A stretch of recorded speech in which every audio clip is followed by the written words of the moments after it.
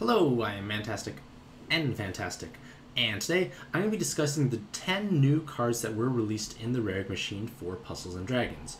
So, the Brave 2 series as well as the Wisedragon Pantheons have been introduced into the Raric machine alongside of a revamp that has removed the Late Bloomer Dragons, the Fruit Dragons, and the Elementals. So, at this point in time, the Late Bloomer and Fruit Dragons sometimes come up as gift dungeons, but at this point in time, there will be no current way to actually acquire the Elementals. Something may change in the future, so hopefully you had lots of those from before, because they were usually sad silvers for the most part. Now, this article will be focusing on the 10 new cards and giving you a bit of advice and suggestion as to how to make the most of them.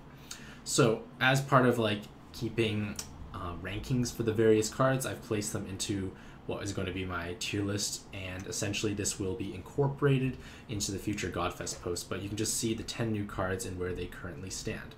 So right now, all the Wisedragons are an S, the Red Brave series is an A+, and then the other Brave series are an A. Now, the Brave 2 Pantheon basically features pretty girls as well as some guys apparently, but they all share very similar characteristics that are somewhat similar to Eisen because they generate their sub-element as an orb changer as well as producing hearts. Furthermore, they change their primary attribute into their sub-element. So that's basically what Eisen does. In addition, their leader skill does rely on using both their colors for maximum efficiency. However, in the maximum efficiency in this point is not damage, but it is an additional health multiplier.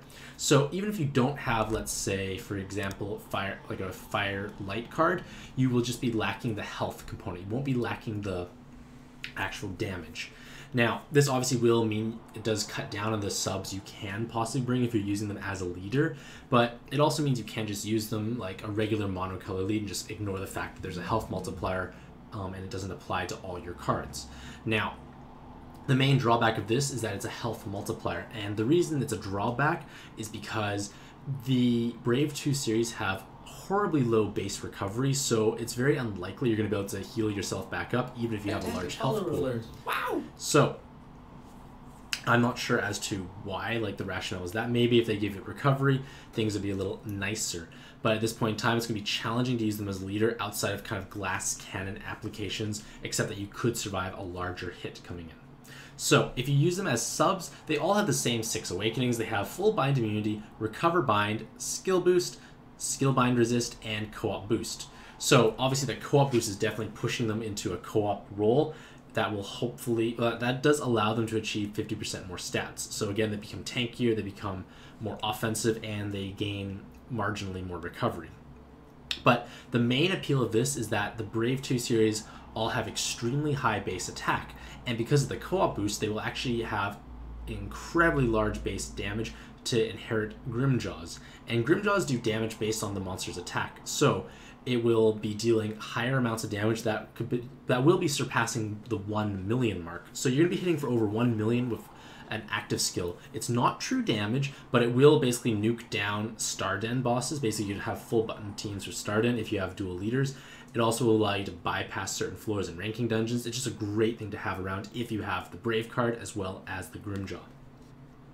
However, you can also even use them as potential monocolor subs as well, but it's going to be a little challenging to fit them in because their primary attribute is the wrong one for their orb changer. So that might shift them into a skill inheritance role.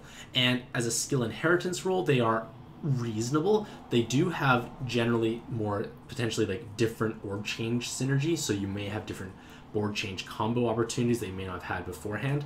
But the main problem is you're not going to receive any stat transfer, so that is a drawback. So it's hard to use them as a sub. It's hard to use, a bit harder to use them as an inherit because let's say they have a competing active skill with someone else, you probably want to use that other card because they will at least transfer stats. Finally, all the Brave cards have 8 million experience curves, as well as coming out in 6-star bases, so they will be rarer to acquire.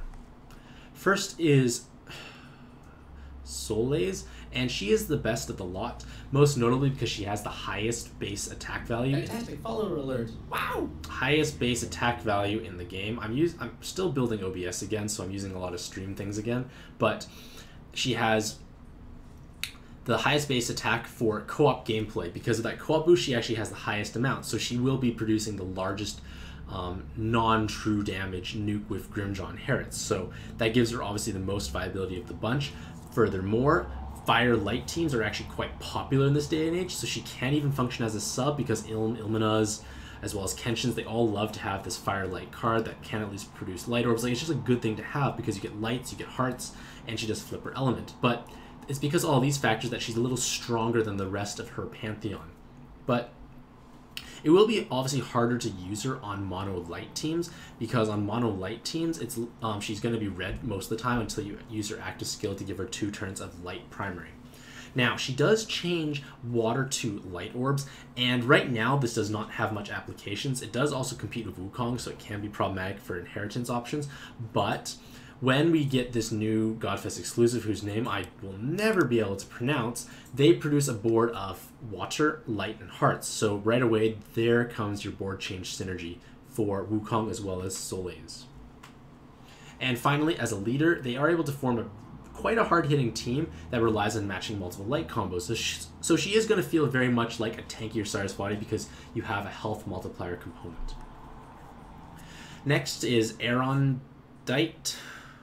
And she does convert fire to light as well as dark to heal. So it does give you another opportunity to basically capitalize on Saria boards in case you don't have Wedding Akachi or New Year's Hanzo, because fire to light is somewhat rarer at this point in time, and this at least gives you an option, especially for inheritance. Obviously there's no stat transfer, but if you're just wanting to use mono light teams, this is a great option to have.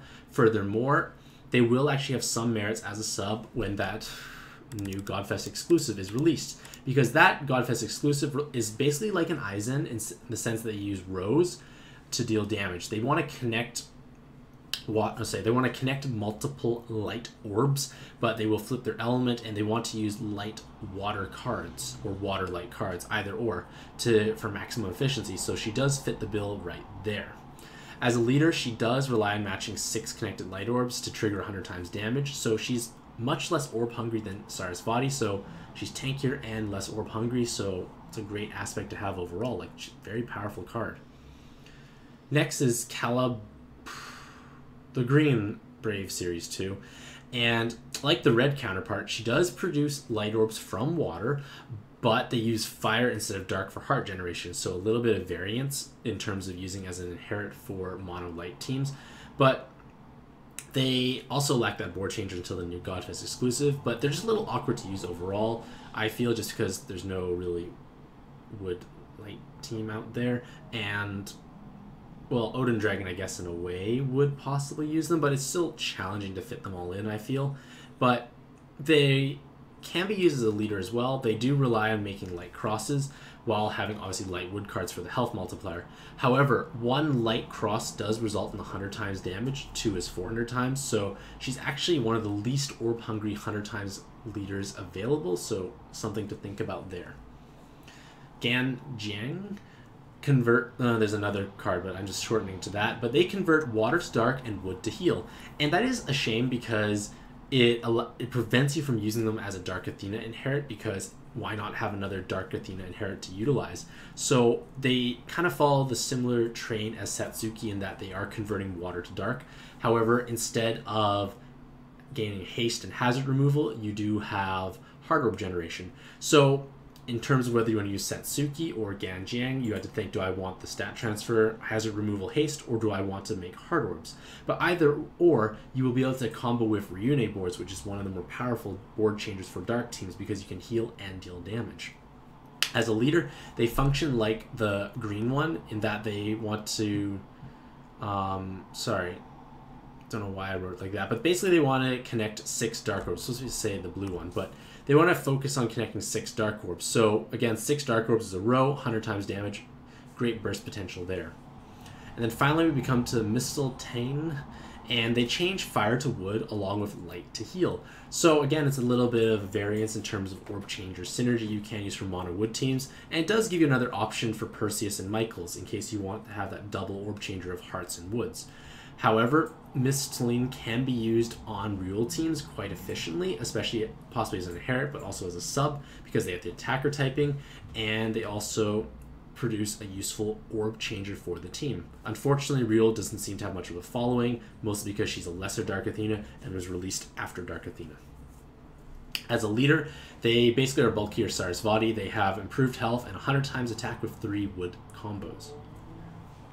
Next are the Wisedragons, and they are all identical except for the element that they boost. But the Wisedragons are essentially, they're actual dragons that come out as eggs, which is interesting. It's a 5-star egg, so they're a little more common. But they pop out as an egg and they'll evolve into a dragon, so finally Puzzles and Dragons makes sense. But they are a very viable alternative to Gemstone Princesses because they do provide massive amounts of burst damage as well as a collateral benefit once their Japan buff comes to North America. So one thing to keep in mind is that the Gemstone Princesses are a bit more universally versatile by comparison because they can be used across multiple different teams because they boost the element, their power is boosted from awakenings, whereas the Wisedragons, their damage is based off the color that is their primary element. So obviously for instance, the Dark Wisedragon can only be used on dark teams, whereas the Dark Gemstone Princess can be used across any team with lots of time extend. But regardless of that, these Wisedragons are very potent and powerful because they provide 5 times damage with their buff, as well as 2 turns of haste for a single turn. Now, 5 times damage is a little overkill in all honesty because Gemstone math formula is 1 plus 0.3n, where n is the number of those respective awakenings. So sometimes Gemstones will pass them, but most of the time the Wisedragons will be more damage overall. And that is great for obviously nuking down very durable bosses, as well as the 2 turns of haste having merits to helping you recycle back your active skills, as well as having applications on co-op farming. Because in co-op farming, you want to try and min-max your setup to try and counter as many things as possible, but with the 2 turns of haste, it may or may not allow you to potentially recycle another active skill again at the end of the dungeon, which can save an active skill slot, opens up new possibilities. 2 turns of haste is still pretty rare at this point in time. Now, this all sounds almost too good to be true, but there are some drawbacks. Obviously, they only boost their respective color typing, so you have to use them on monocolor teams. But the biggest drawback is the fact that they only boost damage for 1 turn.